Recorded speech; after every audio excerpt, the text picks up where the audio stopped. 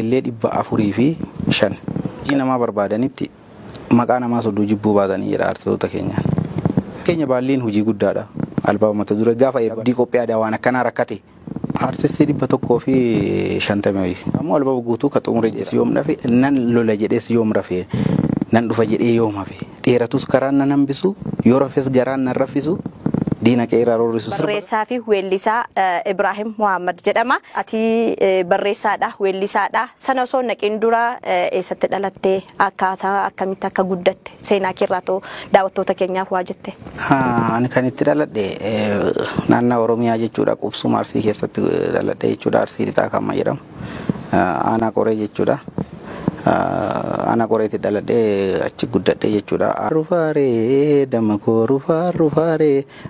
rufaaree qotiyyoo dhaabeen rufaaree sirba jedhu sirba kana mana muuziqaan baasaltu na hojjechiise viidiyoo qaba sirbi kun viidiyoo yeroo ammaa kana naaf argachuu hin deemnu kilippii ture 98 albabiin bayeetti albabiin dumbayin dursa wazawwaazee kollekshinii jedhamu wajjin sirba afaan Oromoo kachi keessa jiru kiyyoo qofa sirba lama bishaan laga gaasaraa isloo sirba yeroo fi isa albaaba san keessa jechuudha. Mata dureen albaaba sanii ammoo yaa rabbi jedha.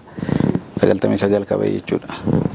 Jalqaba irratti isuma sirriitti beekan namni keessattuu jiddu galeessa yaa rufaaree sirba kun sirriitti beekan. Jalqaba irratti dhaqaniitu gurra uummataan geesse.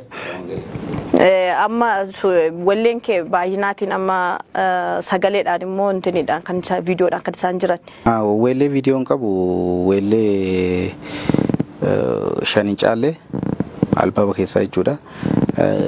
Rufaaree bishaan lagaa saraa ijaaradhe maa jettaa dambalii jaalalaa kunni viidiyoodhaan qaba. Eedulli sirbaaf olga'e viidiyoodhaa sirba aadaa Arsii jechuun anaaf Khadiijaan kan hojjenne kan biraa kan amma hojjetaa jirru jechuudha. Albaaba tokko hojiin qeenxee hojii shanii albaaba tokko qaba. Albaabni tokko qabdu qeenxee shan qaba. Hojii qeenxee shan qaba. Inni biraa immoo albaaba guutuu ka xumure jira aadama na qubsuma keessa dhaladhee ka hojjedhee jira guutuu isaa aadichi waan badaa deemaa jiru. Ol kaamuu qaba aadaa fuudhaaf heerumaati jira aadaa Oromoon biraa baruu qabu jira isa ka guutuu akkuma shoshillaa sanitti ka hojjedhee jira istiidiyoo jira guutuu jechuudha. Amma hojjetaa jirta jechuudha. Xumureeraan gabaarra oolchuu malee. Amma yeroo baay'ee wallee barreessuudhaan kan itti beekamtu yeroo ammaa wallee barreessuu irratti immoo kan itti xiyyeeffattee jirtu dhimma aartii irratti. Wallee barreessuudha yeroo ammaa gadi gara deebi'eera jechuu hin dandeessa.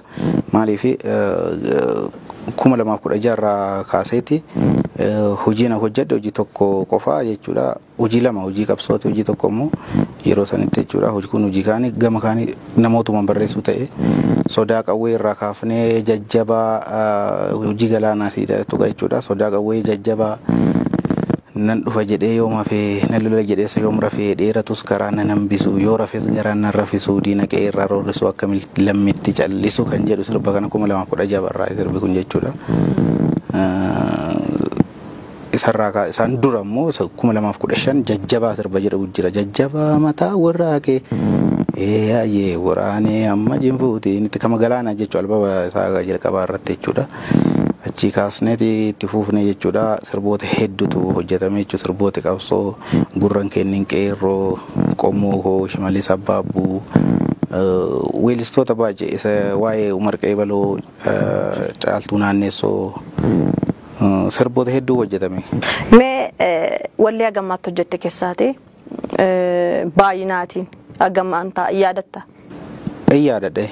Yaadadhasi. Haasaa obeessinaa godheen booda weellee walitti qabuu eegale weellee hojjedhan.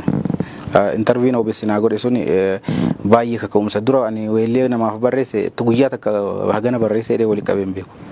Kanaan booda gaafii san irraa kaka'e akka tasaa gaafii san na gaafatameeti dhuguma immoo waanuma jiru waan yaadadhu qofa himee deebise gaafsan achi booda weellee 405 ragaa qabatamaanii kitaabas jira waan kana irratti kitaaba hojjedheeti maaliif waan kana irratti kitaaba hojjedhe kan jedhamu wanni uummata kootiif fagochuu barbaadani waa'ee abdii qophee tokkotu naaf dhufa yeroo baay'ee abdii qophee aartii Oromoo keessa aarsaa guddaa kafaleera. Garuu guyyaa tokko artistiin Oromoo namoonni baay'een namoota muraasa isa waa'ee isaa himata. Namni kun sirboonni inni keessattuu sirboota yeroo san warraaqsaa gurguddaa hojjeteera.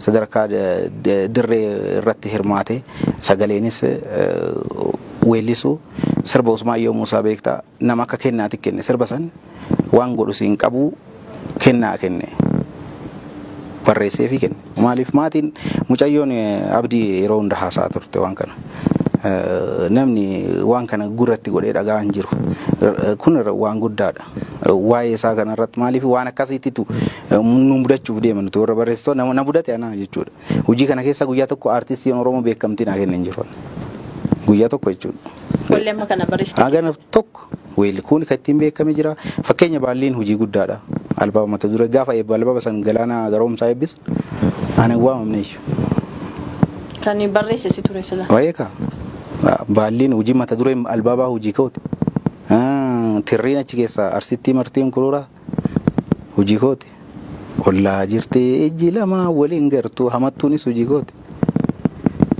garuu affeerrama akka nama tokkootti guyyaa san teenkiwuu maqaan kootuun kaana maali ani immoo komii uduun taane na ajaa'ibe maaliif abdii qophii aadaa waan akkanaa rakkate kan jedhu artistoota keenya keessaa inni kun ammoo sirraa'uu qaba maaliif kan kana sirreessuu danda'u ammoo nama folchaatii isi warra gaazexeessota artistoota keenya kan sirreessuu danda'u waan kana irratti dubbee maaliif wal sirreessuu qabna malee dhaloota boruu irratti miidhaa fiduu danda'a dhugaan jiru akka nama fuuldura jiru qofa haasofsiisuu miti hojiin muuziqaatiif hojiin kubbaa miilaa wal fakkaata nama 11tu dirree hiriira garuu nama tokkocha goolii galcha kubbaa miilaatitti aartii keessatti illee qindeessaa muuziqaa dabatee walaloo dabalee yeedaloo dabalee nama kaameraa waraabu ta'ee hiirsee nama tokkocha gadi baasan jechuudha isaan duuba jiru sun yaadatamuu qaban namichuma afoo jiru san namicha goolii galche san qofa bichaa kophaa isaa san ka jiru san qofa faarsite kuwwaniifis haamilee isaanii eeguudha keessattuu barreessitoota irratti barreessitoota keenya baay'ee jechuudha namni qubanu qabu hin jiru utuu gadi baanee kana jennee dubbannee namni oomanu hin jiru maaliif dhugaan jiru kana isni kun sirraatu qaba jedhee yaada. Gama biraan amma erga wallee koo 405 barreessite egaa baay'inni namoota aga ammaa wallee kana laattee fi hagam ta'ume. Artistii 150 hin ta'a. Ragaa qabatamaa wajjin jechuudha. Maaliif ana caalaa maatii koo mana koo haati manaa koo sirriitti beekti namoota na bira dhufan hunda isaa jechuudha. Sirriitti. Guyyaa tokko kophaa koonne jedheen beeku guyyaa dhimma aartii kana hojjenna sirboota hedduu kan hojjetamee gadi ba'aa jiru kan yeroon yoo barbaachise yeroo yoo barbaachise dubbannu jira kan dubbannees jira jechuudha sirboota hedduu jechuudha barreessu hojiin koo baqa maaliif waan quuqaa uummata keessa jiru dubbachuu uummata kanaaf maal gochuu qaba ani erga uummata kana keessa dhaladhee uummata Oromoo kana ta'een Oromoo ta'ee dhaladhee maal gochuu qabaaf kaayyoon koo maal godhee darbuu qaba namni hin darba isa kana maatii kooti sirrii beeka dhugaa rabbii jechuudha garuu guyyaa tokkos beekamtiin salphumatti jechuudha thank you namni naan jedhan jiru guyyaa tokko. Mee namoota 150 haga ta'an kana keessaati wallee isaanii kan yeroo dhiyootti hojjette keessa yeedaloo wajjin immoo akkasumatti barreeffama wallee qofaa laatteef immoo isaan keessaa namootni ati itti gammaddu wallee isaaniitti kana bagan hojjedhee itti gammaddee itti boontu. Hojiin ani baga hojjedhee gammadee itti boonu sodaa qawwee tokko fa'a. Sirba sodaa qawwee jedhu. Hojii sani akka tasaatitti galaanaan uduu yaadiin sirba sani maaf hojii hojjenne dheetanatu gadhatee hojjechiise.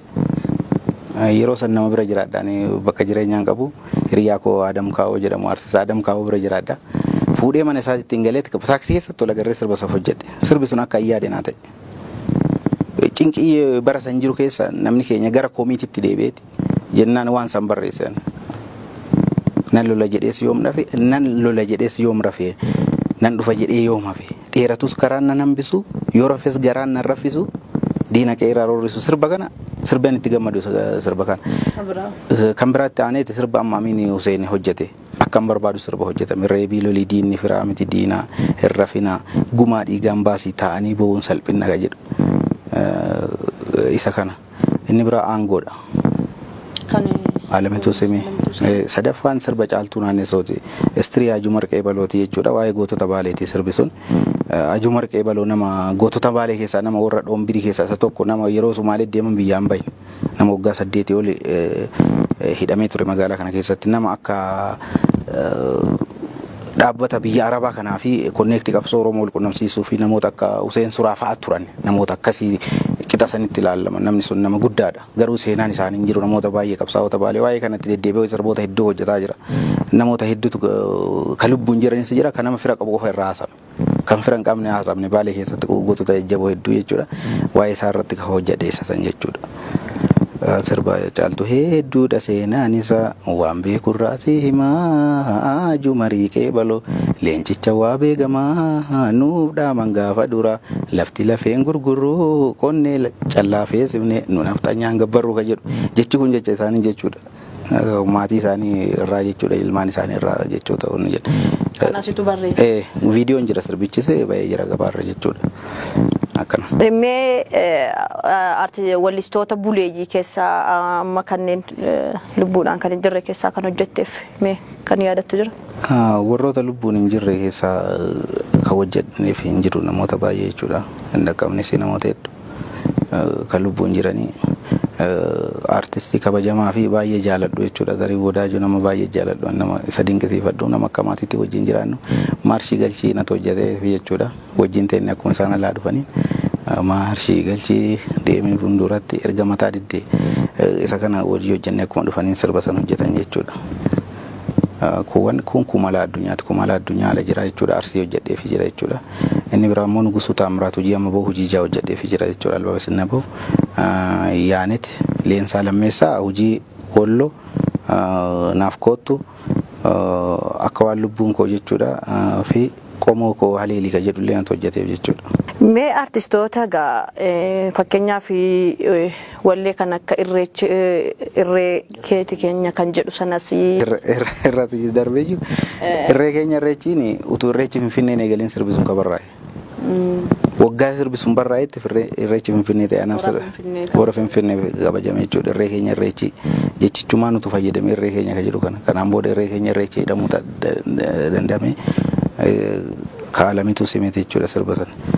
Yeroo baay'ee yeroo irreechi dhufu miidiyaa irraan bu'u haalata itti uummata keenya ibsa jedhee yaadutti barreesse. Maaliif jechoota fayyadamnee jechoota akka dhaadannootitti illee kaaftu jenneeti. Egaa amma wanta qabxii gurguddaa baay'ee hedduu kaastee jirta. Egaa wallee 405 jechuun egaa qoosaa miti. Wallee kana mee oggaa barreessitu nuffii tokko malee wallee kana qabatamaatti kan inni uummata bira ga'ee jirudha. Mee dadhabinni achi keessa jiru fakkeenyaaf kan akka dinagdeetiin wal qabatee oggaa barreessitu kana rakkoodha waan jettee kaastu. Dinagdee irratti nama hundatu 0.0 irra jirra jechuudha. Wanni guddaan onnaan kaayyeffadhee barreessu waan uummanni ta'u nuti warra barreessaa uummata wajjin oolla nuti. Uummanni nun beeku baay'ee rakkoo uummataa nutu irra hubata. Guyyatti teessee jennaan taa'ee akkanuma taa'ee jennaan waa barreessu malee hin ta'u. Maaliif yeroo hunda akkasii dhufa jechuudha. Dinagdee irratti ammoo haalli jireenya haaluma ilmi Oromoo jiraatu tokkotti jiraadha. Namni tokko waan ofuma danda'e jechuudha maatii qaba. Kan irratti dinagdee irratti baay'ee miidhamaadha nuti hundinuu. Kaayyoon keenya wanti kaayyeffanne waa'ee uummataati. Maaliin uummataa sagalee taanaadha. Erga wanni jenne barruu irratti ookalte gaafa barruu dubbisuu fi barruu irratti seente yaanni keetiif yaanni namoota biraa waliin gitu maaliif maal hojjedhatu si mul'ata. Tokko itti kaatu mul'atu dhaadannoon kee maal hojjedha. Maal godhee darbu. Maaliin sagalee ta'a. Ani waan danda'uun jecheetu kana ofirratti murteessine deemna. Egaa amma ati maatii nan qaba jetteeti kan hin jirtu. Egaa hojiin kee dhimma aartiitii barreessuudha. Maali maddi galii keessan kan maatiin kee ittiin jiraatan? Madda galii hin qabu. Wanuma tokko. Oggaa wallee kana barreessitee laattu wanti isin godhamu wanti dhaabbataan jira? Jira artistoonni kan qaban akkama qaban siif kennanii kan bilisaan hojjennu caala. Maaltu jira beektaa jecha tokkotu jira. Nu gargaari ka maali ati ilma Oromooti miti jechuudha tokko jira beeksisi galeera waan yoo dubbatamu. Yeroo baay'ee jechoota akkasii osoo hin jedhame irra dabartu atillee gahee keenyaa baay'ee jira fakkoon sirboota qabsoo hojjan baay'ee isaa sirboota bilisaan kenna. Gahee sirraa nuuf baay'ee nullee weellisaa irraa miti waan akkasiiti jira. darbee jechuudha.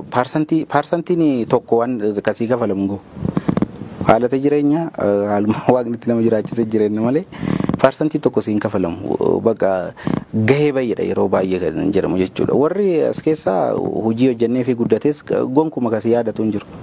Nagaa bulteeyyuu namni siin jedhu bilbila asirraan kaafamu. Hojjettee raannaa. Si mudata. Kan walii galteen himma fakkeenya hojjettee barreessiteetiin siif kafalaa jedhe walii galteen kan kaffaltii sanus siin kennu hojii fudhatee hojiin gabaarra ba'u jira. Tusin gaafannaa. Otu waan tokko hin godhin. Booda immoo gaafattee soo jette. Bilbila kaasu heloo jette bakka naga bultee isboo bilbilti waan sanii waan bilbilteetti fakkaata. Innis. Isa kana waaqayyo asirreessu malee waan biraan jennu. Keessatti amma yeroo tokko nama muraasa baay'ee osoo hin ta'in waltajjii guddaa garaagaraa irratti yeroo albeema garaagaraa eebbisanii nama galateeffatu namoonni tokko. Namoota birrii hojjeteef galateeffatu yeroo baay'ee artistoonni keenya asirratti waan si qabeeftu jira. Namoota bilisaa waa hojjeteef hin galateeffatan. Fakkeenyaan ana mudateera. Qindeessitoota baay'eetu gaafsanii gaafa albaama galaanaa eebbifamu qindeessitoonni muuziqaa hundi isaatu birriidhaan qindeessaniif abagaazis ta'e eenyus ta'e garuu ani Ibraahim Muhammad bilisaan kenneef hojiisan baalli mata guyyaa tokko maqaan thank you naan jedhamu komii uduun taane baay'ee itti gadde hojiitti gadde keessaa thank you akkamitti maaliif kan jedhu nadhagame baay'ee jechuudha nama baay'ee waggaa dheeraas walitti dhiyaannete turre waan ta'eef isa qofaa miti sirboota hedduu barreessinee maqaan qabu. Yeedalloon walaloon ebaluu yeedalloon kiyya jedha wanumatti itti dadhabdee barreessite. Waan akkasitti na mudate sirboota baay'ee irratti kan hin qabne jira. Wanti kun silaa gatii kan qabaachuu qabu wallee barreeffame sanadha malee yeedaloo. Uumama siif kennama. Yeedalloos kan baastu. Kennaadha. Walaloodha. Akkanumatti bakka sii dhufa uduma teessu.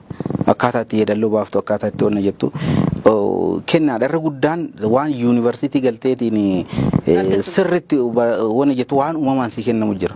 Waan uumamaa sana immoo baaftee itti fayyadamte waan san itti milkoofte jechuudha. Amma ijoollee yeroo baay'ee ijoollee keenyaan ijoollee walaloo dubbisan utuu waraqaa tokko qabatanii dubbisantu jira. Isaan kanneen dorgommii tokko dhiyeessitee fi namoota akkasii hedduu baafta. Kun cimina guddaadha. Maaliif uumama isaaniitti fayyadamaa jiru ijoolleen kun? Isaan orijina ta'anii fayyadamaa jiran. Kanaaf walaloota akkasii baasan namni tokko barreessee ganaa sirraa lakkoofta waraqaarraa yookaan hiyyettee lakkoofta si galeera jechuun ati barreessitu amma kun akkaataa kennamaati. Ka daddaftee dubbiftuu fi kan barreessitee dubbiftu garagara ka utuun barreessee akkanumatti jalqabdee mataa keessa dubbiftu jira walaloota jechuudha. Walaloo jechuudha walaloon sirba tokko oduu kitaabatti jijjiirtee jechuudha istiriidhaan peejii 500 ta'a. Sirbi daqiiqaa 5 kun. Namni yeroo baay'ee itti waan jedhu malee waan akkana walitti qabda barreessitu baay'ee ulfaataadha. Walii as deebifta. Hincuunfita walitti qabda jechi tokko asii sarara tokko achi baatu jecha hedduu ibsiti. Jechuun amma peejii kana tokko amma walaloo barreessitu jecha tokkoon peejii kana dhuunfii ibsita jechuudha. Mee gidduutti wanti si kaasuu barbaade warroota hojii akkasii hojjettee fi atis ta'e yookiin namni biraas kan akka keetii jiraachuu malu ogbarroonni kan barreessanii yeedaloo kennanii maal jedhanii tarii kan akka keetii itti qabaman jiraachuu hin malu. Walumaa galatti artistoota Oromoo irraatii warra wallee kee laatteef illee ta'e warra kan nama biraan lafa illee fudhatu illee ta'e dhimma kana irratti dhaamsite qabdu maalidha? Wannan dhaamsan qabu inni tokkoffaan wanni kun sirraatu qaba. Waa dhoksuu kana dhugaan xiqqoon qabdu. Barreessitoota kaleessa abdii qopheeffaa namoota irraa lubbuun hin jirre kan haasa kaasaa jiru waan isaa yeroo irra deebi'ee siifaasaa waan isaa kan irratti waan jabaa waan inni hojjeteef uf argaan aartii keenyaa isa barreessaa guddaadha. Aartistii Oromoo keessaa kan inni harka keessaa hin qabne hin jiru. Garuu aartistii muraasa dubbate kun sirraa'u qaba. Ka sirreessu ammoo aartistoota keenya akka ufittummaan taane Oromummaa afaanii sabboonaadhaan afaan sun hojjettu. Ani Oromoo tokko miidheetiin Oromoo biraatiif yaaduun hin jiru. Oromoo ollaa kiyyaa miidheetti Oromoo fagoodhaaf yaada jechuun soba sun ishiin sun hin taatu. Miidiyaa fi ogeessota miidiyaati irra hojjete sirreessuu nu qaba kana. Dhugaa jiru duuba. Namticha oduun gaafatiin ammoo istirii duuba isaa jiru itti fidanii gaafachuudha. yeroo baay'ee miidiyaa irratti gaafataa fakkaateeti artistiin dhiyaata. Silaa ka gaafachuu qabu gaazexeessaa qaba si galee gaazexeessonni keenya cimanii sirrii hojjechuu qaban irratti waan kana irratti ufittummaa kana balleessuu qaban dhugaa barsiisuu qabna nama keenya dhugaa akka nyaanne. Walisaan tokko daandiin irra deemee dhufe sana qoree baasuu qaba. Eegaa maaliif yoo an dhugaa nyaataa deema ta'e dhugaa kan barbaadare anu dhugaa nyaataara.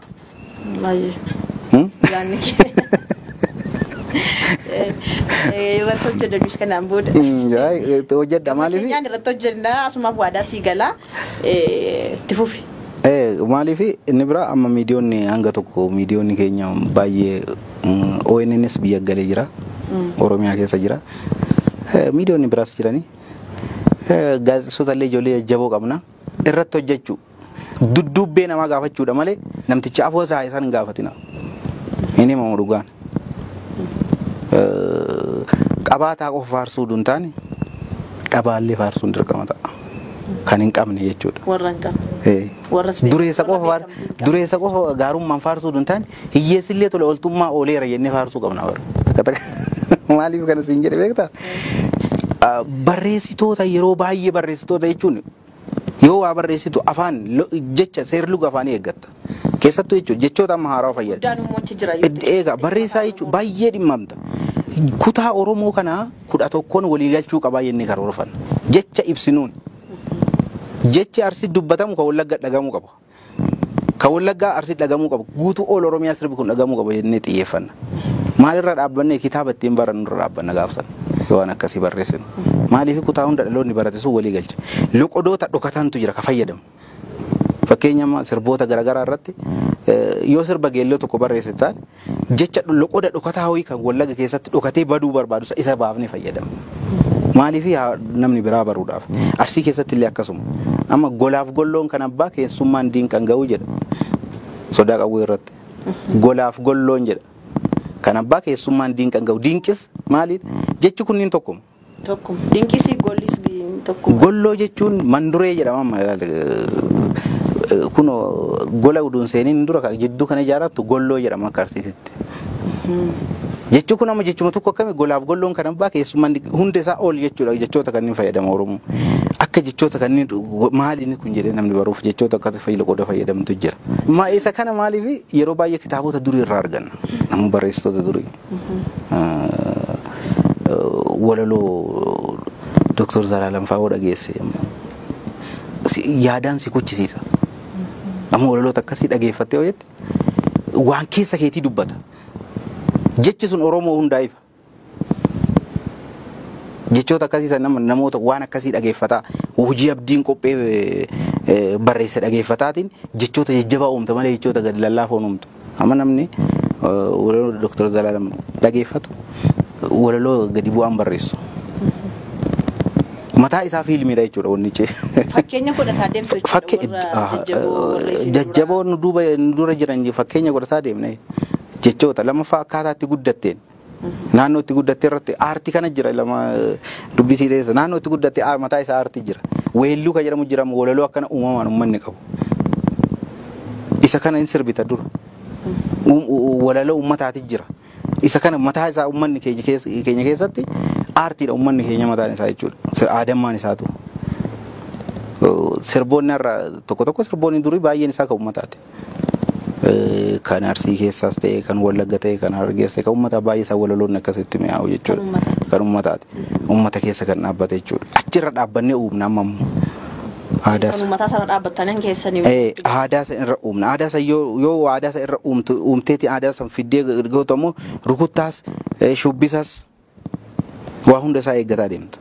Jecha darbattus akka uummataa sanitti darbachuu qabda. Amma fakkeenyaaf yeroo tokko biroo tirrii jedhama. Mee waan tirrii sanarraati waa nu jedhe. Tirrii kana tirrii annan sirbe. Andaamuma kootiin sirbeera. Amma jiru aadichaa fi xiqqoo walii jidduu walii bu'iinsa amantiin xiqqoo akka tokko godheeti onna jedheera. Ani sirbe sirba san. Naannoo keenya naannoo Arsii lixaa aanaa qoree fi aanaa heeban Arsii jechuudha. Aanaa muunessaa bira. Aadaan Arsii kun achi jira. Hin sirbinaa kan yeroo cidhaa sirbaman sirriin. yeroo cidhaa kana ijoollee hiriyoota keenya jiran ijoollee obboleewwan abbaa kooti shamarra hin deemne halkan fa'a tirrii kan hin sirban dhiiraaf shamarra dhiira waggaa 20 shamarra waggaa 18 achi bakka 18 19 kanneen jiddu amma hawwatiin hin sirban hawwatiin guyyaa cidhaa san yookaan ashwaashillaa yookaan ammoo tole hawwatiin hin sirban hawwatiin ofiitti wal deebanii jechuudha. dargaggeessa sirba tirrii kan hin sirbine yeroo tirrii kan jedhamu tirrii sirboota tirrii kan amma kan galaana tirrii galaana arsitti martiin kuruuraa kan shukurii jamaali bareedduu nadhii gammada kan yaanet kan gusuu ka amma ganaa ba'aa jiru kan kumaala addunyaa gambayee gabaa irratti jiru jechuudha Andu'aalam amma hojjetaa jirra baay'eedha sirboota Oromoota gochuuf jechuudha akkasuma immoo akkuma kan arsii hojjedhu kan leexaa sama ijoollee hedduu geelloo bifa biraatiin akkaataa finni jiramu hojjetaa jirru ofii keenya jechuudha ani geelloo kana hojjedhu ammoo sirboonni nan dhageeffadhu sirboonni gabbu'iinsaan dhageeffadheeti aadicharra dhaabbadhe sirba Taaddasaa Fiixeen dhageeffadha sirba bookoo badeekoo sirba sun aadaadha aadaarraa dhufe kan dakanaa wallolukaa qeerransaaf leenca diimaa addisuu garrayyuu jechuudha sirboonni kunniin waa ibsan qaban mataa isaanii ummata ibsu sirboota kana irra dhaabattee jechoota akkam fayyadamu uummanni jetta amma wal fakkeessuuf duun taane waan san lafa keetta fidde waa qabatama dhugaa qabatama jecha fayyadamte jecha uummanni dur fayyadamu fidda jechoota uummanni fayyadamu maaliif amma jechoota gatamee jira jechoota akka naannoo biraatti dubbatamu inni sun ta'uu qabu borus ka jechoota kana wanti jiraachifnuuf dhaloonni boruu amma sirba waltajjii irra namni hojjete sirba addisuu karrayyuu walaloo biraatiin sirba namni ganda wallolu kaa jedha maal jedha namni kun jedha bu'een waltajjii irraa jedha maal jettee sirbitee amma jedheen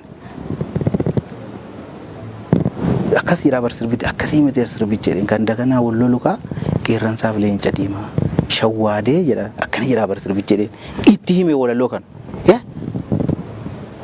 kan waltajjii irraa kan sirbu walaloo biraati xiyyeeffannaan jechichi sun loqodii jechi ni darbu dhaloonni dhufu maal ta'aadhaan kan waan san ibsuufii qabna kan dakanaa jecha jedhu kana gara shawwaadee maal waadde yoo jettee amma keessa sirbichi mataa isaaf waan guddaadha ergaa mataa isaa qaba waan guddaa malee akka malee aadichinoo amma deebi'eeti keessattuu Adaamaa takka naannoo wambaraa jiru amma hanga tokko galaanaa nama albaa isaa irratti tuqe malee aadichi badaa jira namni hojjetaa jiru fida aadichaa fi geelloo wal fakkeessanii hojjetamaa yeroo ammaa kanatti amma sirba iluu fi geelloonis wal fakkaatee hojjetamaa innis sirree miti ogeessonni aadaa gurguddoo jira ijoollee lixaa ka beeku ka carraan argatiin udoo hojjetanii bakka guddaa waan guddaa fidan ijoolleen jajjabduun ijoolleen sagalee aadaa qaban ammoo amma sabboonaa olaalteetti sagalee aadaa qabu sagalee ajaa'ibaa kana warra eenyu qabiiftuu keessa jiru kana aagaa hirkoo fa'a isaan kunniin amma isaan laallata maaliif aadaa kana dhaloota biraa dhaalchisu shubbisa irrattu keessatti jiran aadaan wambaraa kun baduun qabu. Baduun qaburratti hojjetamuu qaba akka malee. Egaa mee hojii amma kana hojjetame keessatti wanti si miidhee yookaan immoo wanti itti gammaddu jira yookiin immoo akka koomeetti wanni itti koomattu. Wanni an koomaddu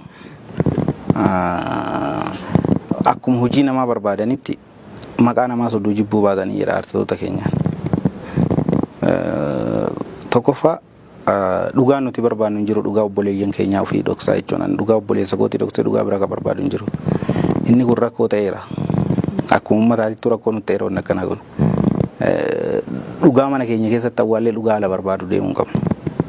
Isa kana immoo amala akkasii keessaa ba'a obboleewwan kiyyeedhaan. Wanni an miidhame jedhu hin jiru. Wanni an miidhame akkuma uummataatti miidhamaadha nuti. Akkuma waliigalaatti miidhama kana immoo nuti uf miidhe. Waan nuuf miidhe beekna hundinuu jechuudha. Kan sirreeffachuu qabnaadha nuti jechuudha. Dhugaan xiqqoo hin qabnu waa tuffachuu hin qabnu bakka. Waan tokko balfaa tokko si afoo jiraate xinnoo tana kaaftee deemtee achi gatte guddicha sin fuuta. Sabboonummaa fi afaanii duun taane sabboonummaan dhugaa walii yaadu.